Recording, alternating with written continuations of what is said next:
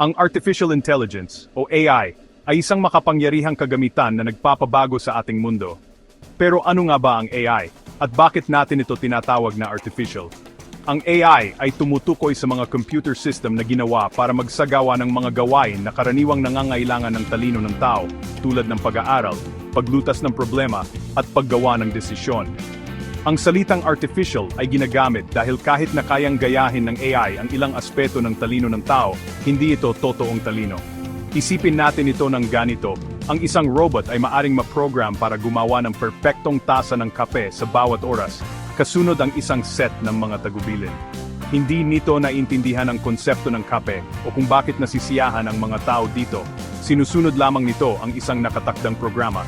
Katulad nito, ang mga AI system ay gumagana batay sa mga algorithm at data. Natututo sila mula sa impormasyong ibinibigay sa kanila at makakagawa ng mga hula at desisyon batay sa mga pattern sa loob ng data na iyon.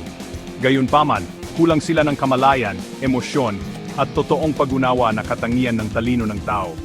Sa madaling salita, ang AI isang sopistikadong paggaya ng ilang aspeto ng talino ng tao, ngunit hindi ito kapalit ng totoong bagay. Isa sa mga pangunahing pagkakaiba sa pagitan ng AI at talino ng tao ay kung paano sila natututo. Ang mga tao ay natututo sa pamamagitan ng kombinasyon ng obserbasyon, karanasan at pakikisalamuha. Naiintindihan natin ang konteksto, binibigyang kahulugan ng mga emosyon, at inilalapat ang ating kaalaman sa mga bagong sitwasyon. Ang AI, sa kabilang banda, ay natututo sa pamamagitan ng pagproseso ng data. Kinikilala nito ang mga pattern at ugnayan sa napakaraming data upang makagawa ng mga hula at desisyon. Bagamat pinapayagan nito ang AI na maging mahusay sa mga partikular na gawain, kulang ito ng flexibility at adaptability ng utak ng tao. Ang isa pang mahalagang pagkaiba ay ang papel ng mga emosyon. Ang mga desisyon ng tao ay madalas na naiimpluwensyahan ng ating mga emosyon, pinahahalagahan, at paniniwala. Maari tayong makaramdam ng empatiya, intuwisyon, at pagkamalihain na may mahalagang papel sa ating mga paghuhusga. Ang AI, dahil walang emosyon, ay gumagana lamang sa lohika at data. Ito ay maaring maging isang kalakasan at isang kahinaan.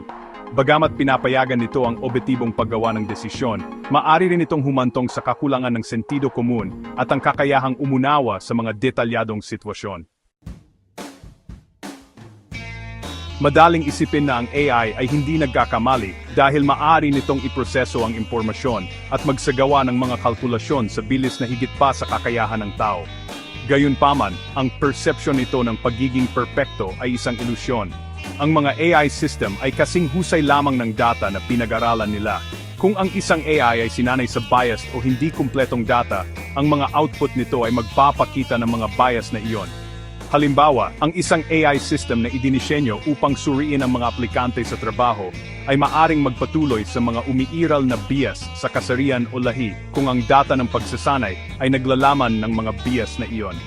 Bukod pa rito, ang mga AI system ay maaring magkamali kapag nakatagpo sila ng mga sitwasyon sa labas ng kanilang data ng pagsasanay.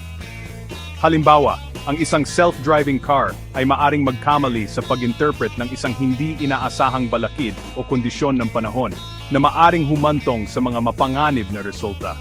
Bagamat ang AI ay maaring makamit ang kahanga-hangang katumpakan sa mga partikular na gawain, mahalagang tandaan na hindi ito immune sa mga pagkakamali, lalo na kapag nahaharap sa mga bago o komplikadong sitwasyon. Parehong may limitasyon ang AI at ang utak ng tao. Ang utak ng tao, bagamat hindi kapani-paniwalang komplikado at madaling ibagay, ay may limitadong kapangyarihan sa pagproseso at kapasidad ng memorya. Maari tayong mapagod, magkamali, at mahirapan sa pagproseso ng napakaraming impormasyon ng mabilis. Ang AI, sa kabilang banda, ay hindi nakakaranas ng pagkapagod o emosyonal na mga abala.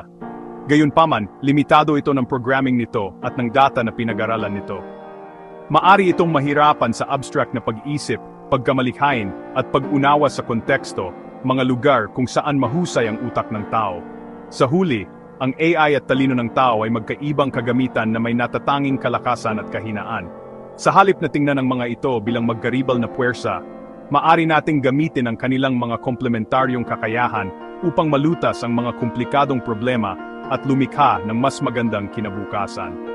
Ang kinabukasan ng AI ay nakasalalay sa ating kakayahang maunawaan ang mga limitasyon nito, mabawasan ang mga potensyal na panganib nito, at gamitin ang kapangyarihan nito ng responsable para sa kapakanan ng sangkatauhan.